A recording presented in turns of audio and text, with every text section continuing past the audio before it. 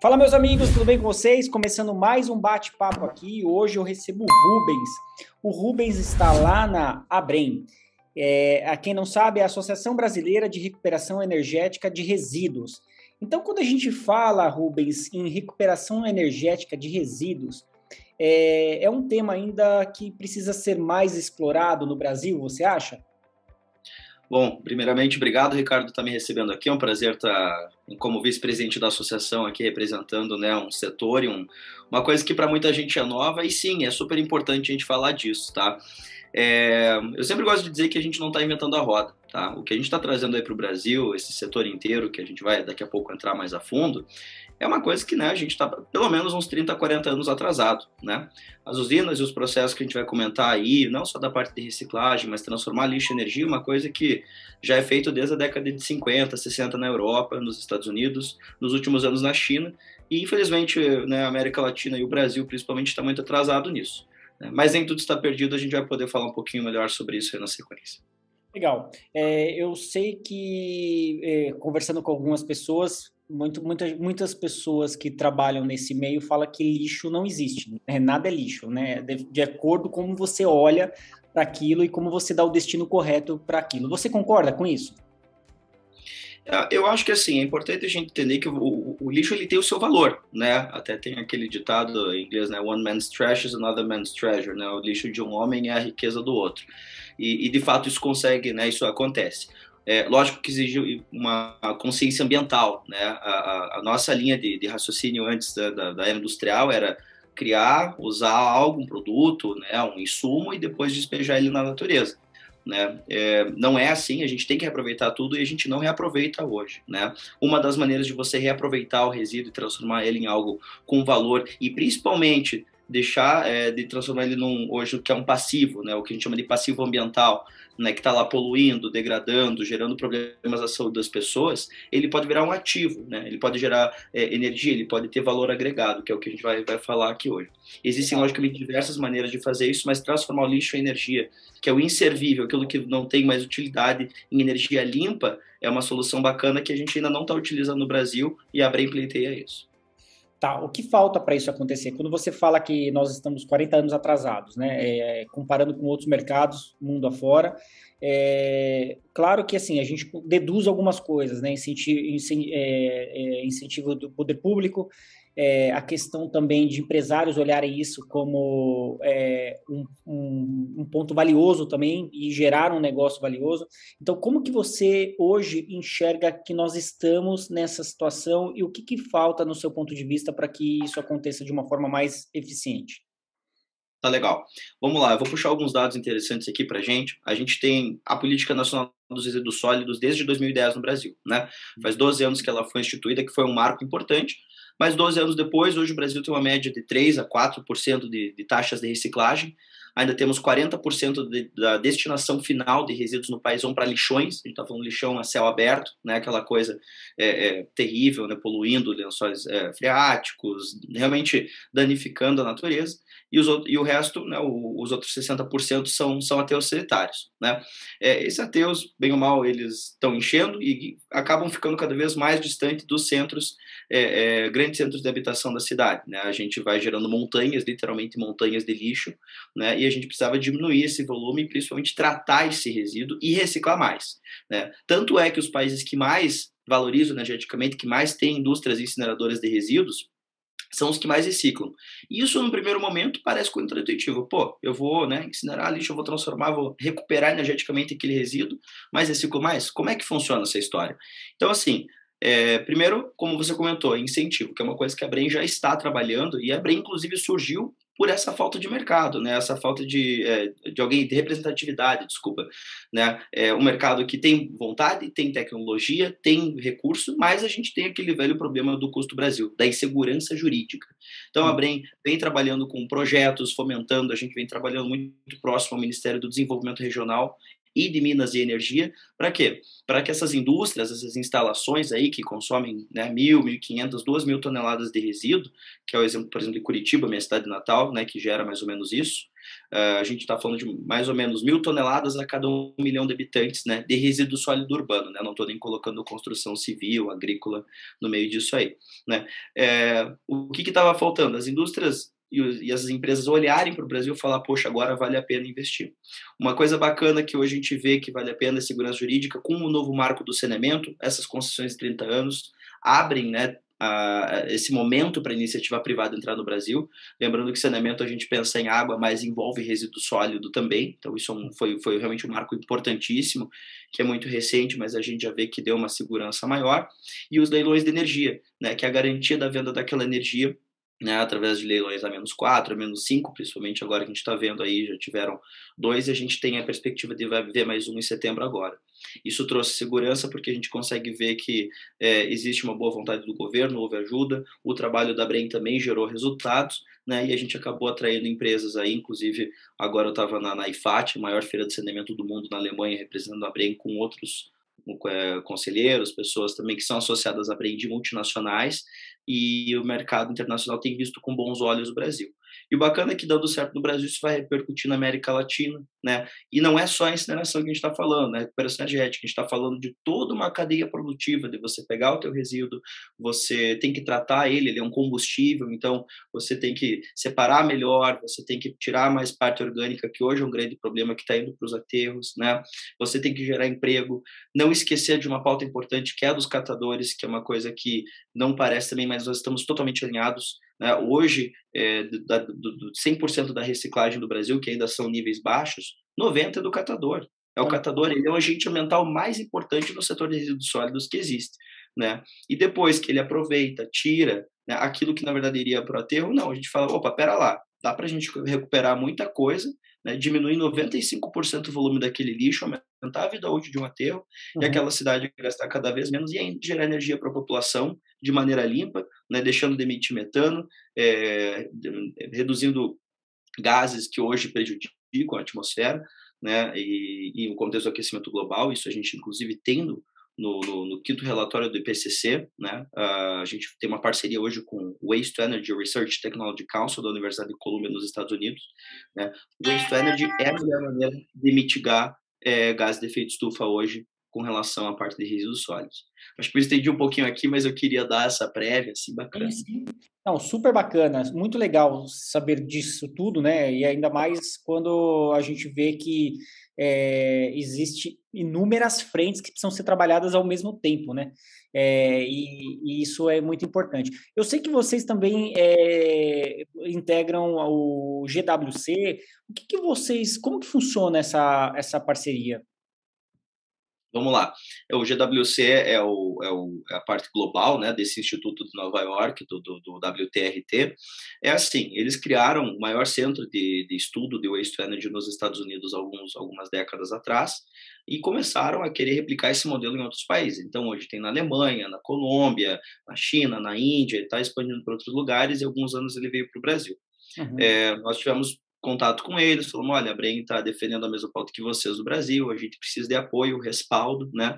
Como eu falei no começo da entrevista, a gente não quer inventar a roda, então a gente quer aprender, né, com quem já está fazendo aquilo há décadas, mas adaptando para a realidade brasileira, né? Não é um Ctrl-C, Ctrl-V ali que nem eu digo, né? A realidade lá de Nova York é uma, de Frankfurt é outra, de Berlim é outra, né? De Roma, Milão e na China mesmo é outra. Então a gente tem muito para aprender com a experiência, o que é bom, digamos, o nosso atraso, a gente tem décadas de experiência dos países, mas a gente precisa também adaptar a realidade daqui. Então, nós hoje representamos esse instituto, né, o GWC, a nível global, temos uma rede internacional, inclusive de cientistas, painelistas, né, gente que está há décadas trabalhando, engenheiros químicos, geólogos, assim, sabe, gente de todas as áreas do conhecimento que trabalham nisso, justamente para embasar o que nós falamos. Não sou eu ou os representantes da Brem ou só as empresas, né, que são nossas associadas. Existe um grupo de cientistas por trás do que nós fazemos, com ciência boa, embasada, né, até para evitar fake news, ou seja lá o que for, hoje a gente gosta de estar respaldado com eles. Lógico que passamos por uma bateria de testes e entrevistas até eles nos concederem essa honra e hoje representar eles, mas eles entenderam que nós éramos a instituição certa a representar, por isso que inclusive chama ABREM WTRT, né, que é o Instituto Internacional. Isso é muito importante, né? talvez tornar uma via de mão dupla no mundo todo, né? Não só aprender com os países de fora, que já estão fazendo isso, mas também criar soluções aqui que também pode ser levada para fora. Como você vê isso, iniciativas que podem ser adotadas lá fora, que a gente pode incentivar com as nossas ideias aqui no Brasil? Uhum. Eu acho que no setor de resíduos, na parte de transformação de energia, né, de waste to energy, quando a gente está falando hoje de incineração, eu acredito que, lógico, o Brasil pode inovar, eu acredito muito na inovação, no P&D sim, o Brasil tem um potencial espetacular para isso, né, apesar da gente às vezes acabar deixando um pouco a desejar no investimento da ciência e tecnologia no país, mas nesse caso eu acho que é um problema que já está resolvido lá fora há muito tempo. A gente não precisa, como eu comentei no início ali, inventar a roda. Vamos primeiro pensar em quem está mais necessitado. Hoje a gente tem um gasto aí de 5 a 10 bilhões, mais ou menos, calculado com saúde pública em função de resíduos, em função de doenças, vetores de doenças que estão presentes na má gestão do resíduo. E hoje é comprovado, tem mais de 2.500 usinas de waste to energy no mundo, 450, quase 500, perdão, só na Europa, operando há 30, 40 anos, que eu visitei, inclusive, pessoalmente, levei empresários brasileiros para investir lá. Nesse caso, eu acho que a gente tem uma urgência de primeiro resolver o básico, né? Os nossos índices de saneamento hoje são lamentáveis, a gente está muito atrasado, né? E não afeta tanto eu ou você, né? Mas quem mais precisa de água, de tratamento, de saneamento, de não ter contato com vetor, com uma dengue, com um problema decorrente do resíduo, ou muitas vezes até um chorume ali que vazou num lençol freático, né? A gente vê isso aqui no Paraná. Então, eu acredito que a inovação com certeza vem no segundo momento, mais pelo modelo de negócio, talvez aqui, mas tecnologicamente falando, 95% das usinas no mundo são de uma tecnologia específica que já funciona. Então, nesse caso, a gente pode só aplicar e com tranquilidade nisso. Acho que esse é um ponto importante, né? Que é uma preocupação com o saneamento brasileiro, com a saúde pública, né? Uma questão de bem-estar social, inclusive. Legal. E também a Brem propôs o Programa Nacional de Recuperação Energética de Resíduos, é isso? Perfeito, exatamente. Tá? A gente propôs esse plano para justamente ter diretrizes, né? A gente saber, tipo, para onde que vamos, quanto que a gente quer mandar para recuperação energética, sempre lembrando, algumas pessoas ainda confundem, pensam em incineração como, e até por isso que existe essa diferença entre, né, incineração e recuperação energética. É você aproveitar o resto do resto do resto, né? Tem aquela piramidezinha, né? Reciclar, reutilizar, etc., reduzir, logicamente, né? Nós acompanhamos políticas, inclusive, que depois eu quero comentar um pouquinho contigo, né, até baseado em experiências do modelo europeu. Aí depois você faz o aproveitamento da fração orgânica dentro do que dá, né, vai para a reciclagem, passa pela cooperativa, né, mas sempre acaba tendo, né, um resíduo bem grande, inclusive, que é o que a gente chama de inservível, né, que vai para a recuperação energética, e depois tem aquelas cinzas que ainda podem ser aproveitadas para a construção civil, como já é feito na Europa, aproveitamento de alguns metais, etc., que também tem valor agregado alto, e depois o resto do resto do resto vai, né, para o aterro. Que é a nossa visão hoje, que é, por exemplo, que a Suécia está fazendo, nem menos de 2% indo para a terra hoje, lá do volume total. Né? Lógico, a gente não tem pretensão de que isso aconteça do dia para a noite, mas também, né, não vamos ter nenhum complexo de vira-lata falando que a gente não vai conseguir. Vamos conseguir sim, e vamos prezar pelo melhor do país. Né? Nossa, que interessante, em 2% só indo para aterro. Isso é Sim. muito, muito bacana, né? Chegar Não, no... hoje, assim, o que você poderia considerar assim que faria diferença no processo, assim, para a gente virar a chave? Olha, quanto diz o processo de implementação, como eu comentei, investimento a gente tem tanto público quanto privado, fundos internacionais, etc. e tal, que têm vontade, as próprias empresas detentoras de tecnologias. A tecnologia já está consolidada há mais de 50 anos, como eu lhe comentei, então realmente não é um problema. Segurança jurídica está aí? Segurança jurídica, nós estamos trabalhando, o próprio Programa Nacional, uma vez que for aprovado, né, a gente já vê uma movimentação bacana com Recicla Mais, com outros programas aí que estão avançando, mas muito focado em outras áreas, né, e a gente tem que mover isso, né, a gente tem que mover a reciclagem maior, né, eu acho que um exemplo bom é a questão da educação, né, brincadeira à parte, assim, bairrismo à parte, eu sou de Curitiba, a gente tem índices de reciclagem de Curitiba de 20%, hoje em dia por causa de políticas públicas de 30 anos atrás, né? De governos que implementaram ali no final da década de 80, início da década de 90, programas, né, nas escolas, que inclusive uma coisa que eu estou através da Brem com uma parceria do BD, que é um parceiro nosso alemão, quero trazer ao Brasil. Então, o primeiro ponto, educação. Eu acho que estar falando aqui no canal contigo, eu acho que é super importante as pessoas entenderem, falar de uma maneira descontraída. Todo mundo acha, nossa, que coisa impressionante, energia do lixo. Pô, não, a gente está atrasado, sabe? A gente precisa, né? Não é uma coisa do futuro, é uma coisa do passado, já que a gente está atrasado. Então, essa conscientização, cobrar, logicamente, os nossos políticos, né? Os nossos agentes públicos, tipo, aqui a gente não vê, você não vê um lixão todo dia, você não vê aquela sujeira todo dia ali, mas cobrar os agentes públicos, né, os detentores do poder local ali, falar, olha, vamos melhorar as taxas de reciclagem, vamos promover, né, essas políticas, eu acho que isso é super importante, e bato mais ou menos na educação, conscientização ambiental, sabe? Lógico que o mundo ideal seria se poder reciclar 100% das coisas, coisa que a gente sabe que hoje não dá, não é nem sempre financeiramente viável, né? E principalmente as pessoas entenderem que a sustentabilidade, a parte não só da reciclagem do lixo, a incineração, a recuperação energética, ela significa geração não só de investimento, mas ali no local, geração de tributo, de renda, postos de trabalho direto, postos de trabalho indiretos, entendeu, localmente. O impacto na saúde pública é espetacular, porque hoje o lixo ele é responsável por uma emissão absurda, né? Acho que a nível mundial, se não me engano, é 5%, todas as emissões globais, né? E essas usinas, elas mitigam 90%, 95% dessas emissões. Então, a qualidade de ar é um vetor ali de lixo, de barata, de rato, que você não vai mais ter porque você tem um lixo inerte, entendeu? Legal. Para quem então, não conhece esse modelo de usina, né? Quando a gente fala de queima, mas como que é a saída dessa queima aí? Gera algum efeito colateral nessa queima ou não? Hoje não, hoje é totalmente controlado o processo. Para quem não conhece mesmo o processo, eu queria que você falasse. Uhum. Vamos lá. Primeiro, mais uma vez, não vai só o lixo direto para lá, é feito toda uma reciclagem, tanto que hoje a gente tem taxas de 30%, 40% hoje na Dinamarca e na Alemanha, que são os países que mais ensinaram no mundo.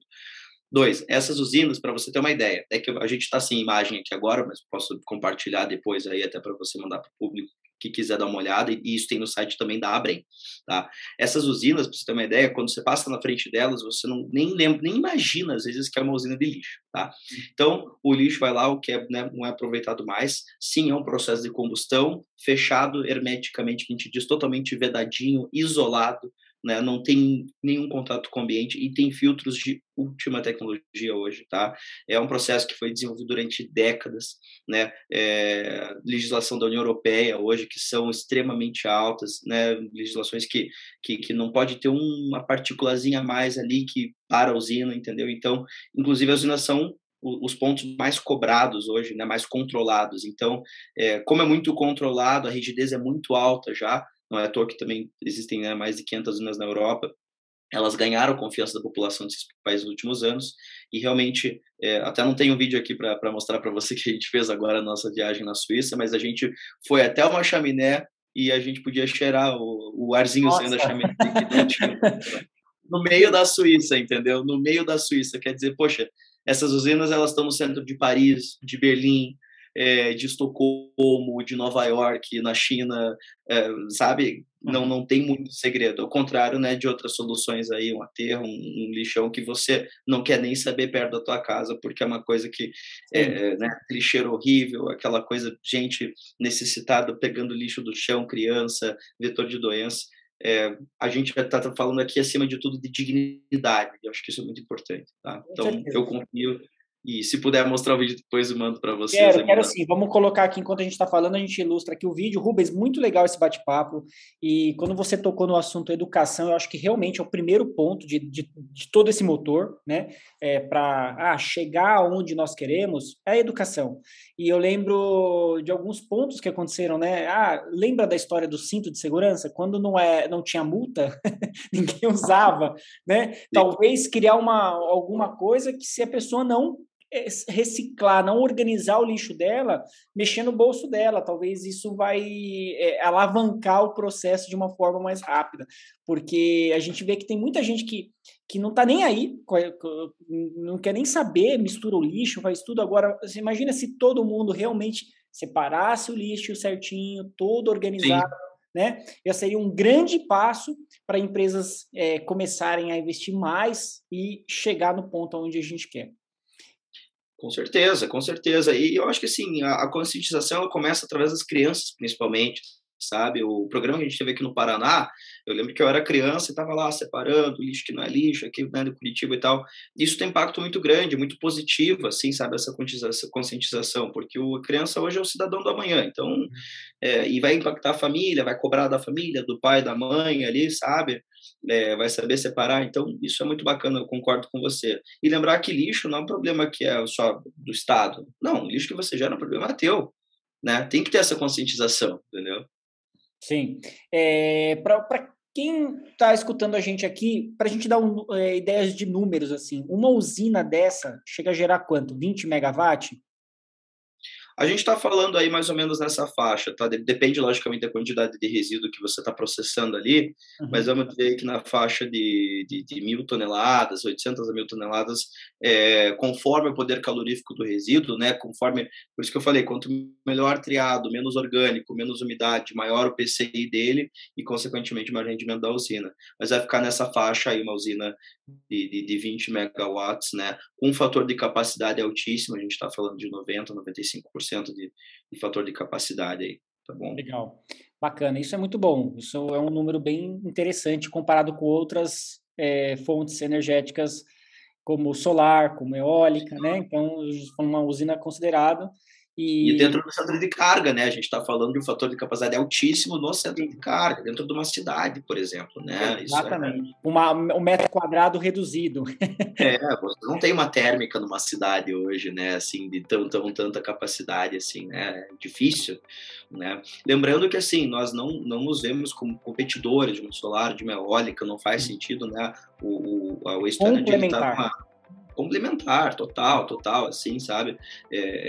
E a gente está no centro ali entre o saneamento e o setor elétrico, né? Então é uma coisa que a gente está transformando o passivo do resíduo, na verdade, num ativo de energia elétrica, né? Então, ou de vapor, que também, né? Uma indústria dessa não precisa gerar energia elétrica. Sim, Na sim. Alemanha, por exemplo, a gente visitou uma usina lá que abastece uma fábrica de pão, por exemplo, perto dela lá com Legal. vapor, né? Porque o vapor tem um valor altíssimo, a gente está falando ali de uma carga térmica altíssima também. Então também é uma possibilidade, né? Colocar do lado de uma siderúrgica, um centro industrial ali, né? Deixar de consumir combustível fóssil. Então tem N benefícios, né?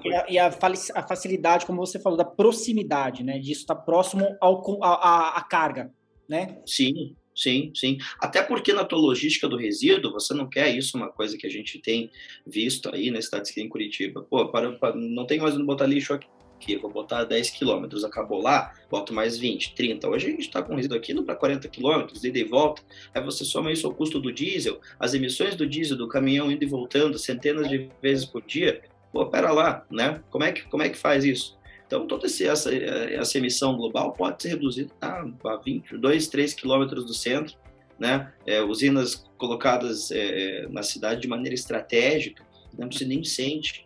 Então, acho que tem N benefícios aí que a gente poderia ficar horas falando. Quem já jogou SimCity e já comprou aquela usininha para colocar lá na cidade, vai saber o que a gente está falando aqui. Com certeza. Sim, excelente, excelente. Bom, quero chamar vocês aqui para um próximo bate-papo, convidar um empresário que pense em investir nesse setor, investir numa usina como essa, né, dar seguimento a essas ideias. Então, quero deixar aqui o convite para a gente continuar aqui mais bate-papos aqui, para a gente mostrar para o mercado como é importante a gente, né, levar educação, conhecimento para a chave virar. Claro. Não, e assim, a gente hoje na Brem contamos, graças a Deus, com mais de 50 associados, empresas que já estão investindo no Brasil, têm essa pretensão, Já estamos também organizando alguns projetos aí também que já estão em construção, quer dizer, esse projeto ele vai se desenvolver aqui no Brasil de uma maneira muito bacana. Eu me coloco à disposição até para você entrevistar algum empresário que já é associado nosso hoje, tá? E as perspectivas são muito boas, tá, Ricardo? Me coloco à disposição e fico feliz e agradeço mais uma vez aí também a presença aqui. Obrigado, tá? Então, pessoal, se você gostou desse vídeo, se inscrevam no nosso canal, curtam esse vídeo. O link aqui da Abrem vai estar na descrição desse vídeo, tá ok? E se você tiver alguma pergunta, quer saber alguma informação sobre essa temática, é só fazer aqui na descrição desse vídeo aqui. E hoje a gente vai encerrar o nosso bate-papo aqui com o Rubens. Rubens, é um prazer conversar com você. Obrigado e nos falamos em um próximo vídeo. Até!